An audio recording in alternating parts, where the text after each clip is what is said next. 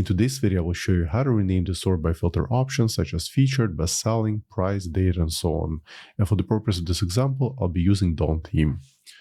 So first of all, let's log into Shopify admin account and then select online store.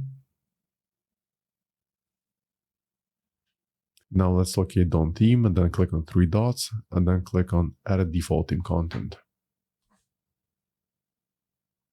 Now at the filter at the very top, type sort. Now under checkout on systems, look for the collection sorting section, and right here you can change all the options. As for the purpose of this example, I'll be changing the alphabetical sort. So let's change it to A to Z, then Z to A. For the other options, I'll leave them as is, but you can change them however you like.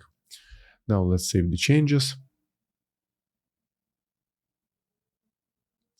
Now, once again, let me go back to my website. Let's try refreshing it. Let's go to sale collection.